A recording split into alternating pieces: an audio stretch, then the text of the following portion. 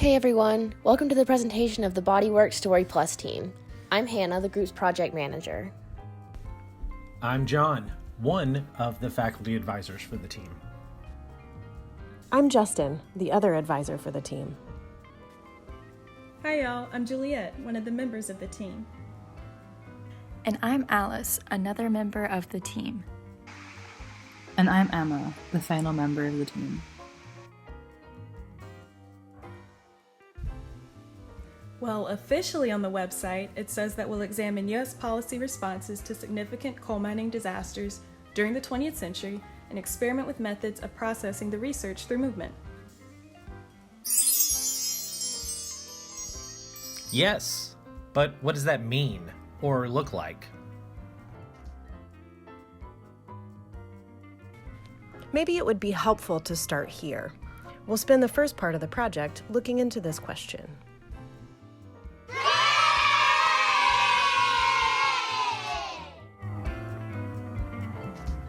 But the first thing we learned was that academic books about embodiment do not equal a how-to on embodied research. Aww. So, what did we learn?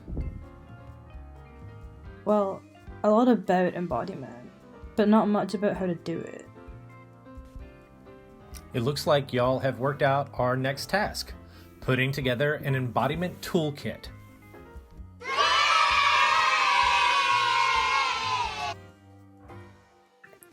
We don't have time, unfortunately, to go through everything in our toolkit today, but let's take a deeper dive into the body scan.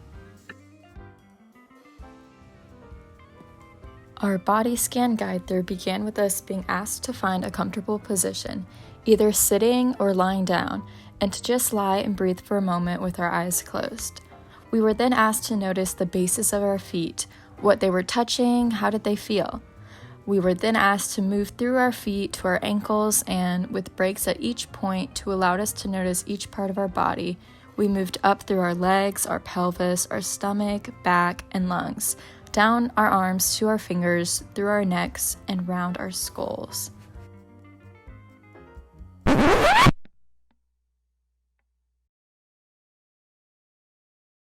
Yes, by this point we were pretty confident in the two main areas we were researching. The first was, how did miners relate to their bodies?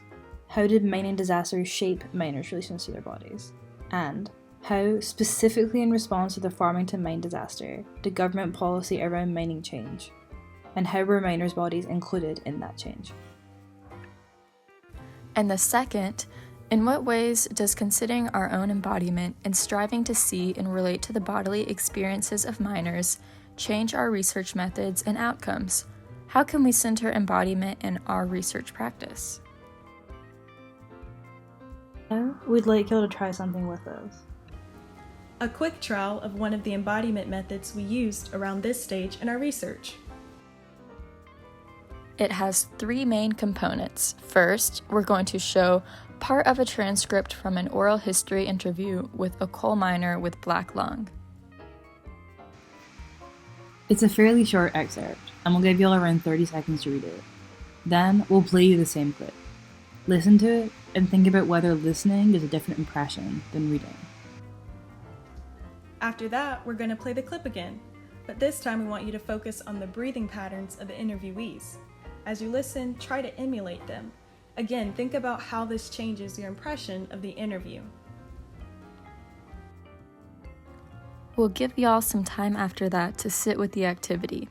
And don't worry, we'll reiterate the steps at each point.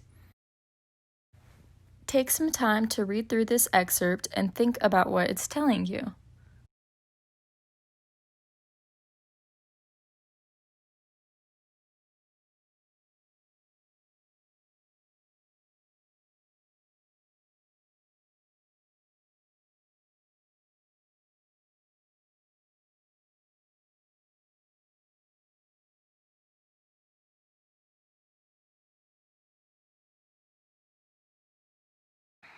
Now that you've read it, we're going to play you the same clip.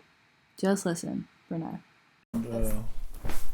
That was less dust, still some dust, but much, much less.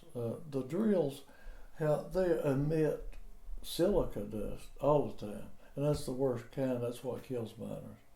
And but John needed the money and had those children in school and wanted to, there was people, other kids laughing at my kids because their clothes weren't as great as theirs, that kind of silly stuff. Now we're going to play it again, but this time we invite you to try to notice, and if you can, match the breathing pattern of the miner speaking. That was less dust, still some dust, but much, much less. The drills, they emit silica dust all the time, and that's the worst kind. That's what kills miners. And but John needed the money and had those children in school and wanted to, there was people, other kids laughing at my kids because their clothes weren't as great as theirs, that kind of silly stuff. This exercise is one we did ourselves, focusing on trying to understand the differences in how we perceive the information depending on the means by which we consume it. Take a couple of seconds just now to reflect on the experience. We'd love to hear what y'all thought about it during the Q&A.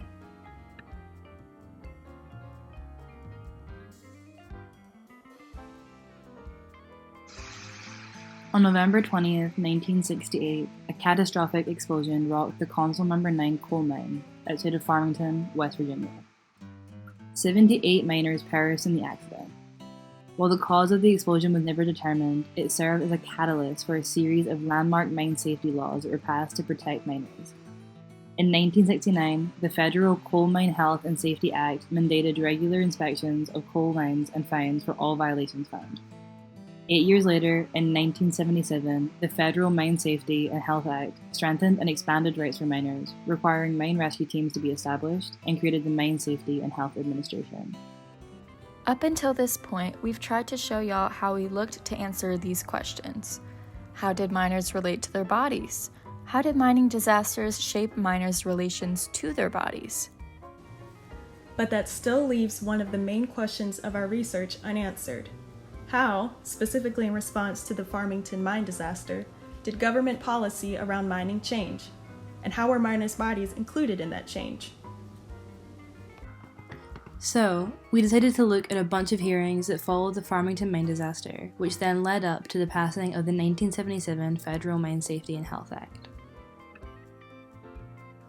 The government sucked at considering miners' bodies and their policy responses to mining disasters. Miners with black lung who testified at the hearings spoke about their personal experiences in unsafe mining conditions and the effects dust inhalation had on their bodies and livelihoods. These lived experiences were overshadowed by scientific data of dust inhalation, safety equipment, and testing. The science, finances, and documentation served as hard data, or real evidence, to the threats that miners faced in the workplace. They carried more weight than the testimonies and narratives that focus on the emotional and mental effects on miners and their families in influencing their policy. The emphasis and goal of the hearings were on regulating how the bodies of miners could stay healthier, working longer, and what compensation is equivalent to the destruction of their bodies. The value of the miners was in the functions of their bodies, not their functions as people. So what does it all mean? The Cartesian mind-body split does no one any favors. It creates disembodied ways of researching and theorizing, even in humanities research, and a lot of information becomes excluded from the archive. Embodied methods rehumanize subjects and researchers. They position the self, the researcher, alongside the research subjects, allowing for deeper empathy of self and subjects. However, we also have to be mindful and remain critical as we expand embodied research methodologies. Having this project that is focused on embodied methods in research at this moment in time, with COVID-19 and the resurgence of Black Lives Matter protests, reinforces the importance of how we consider the body in holistic, societal, and cultural contexts. Public and private awareness is centralized around the body and its experiences right now. And as researchers in this project, we are thinking about our bodies in the present, our bodies in response to the miners' histories, the bodies of miners in the past, and the bodies of those around us. Each of these revolves around breath, the lungs, and respiratory systems. The power of breath is being highlighted in this moment in time. The ability to breathe, along with who is allowed to breathe and who has control over what, how, and when they're breathing. No research, including embodied research, can give us a complete understanding of what or who we're studying, but we can continue gaining context and understanding and increasing our awareness and empathy with our research.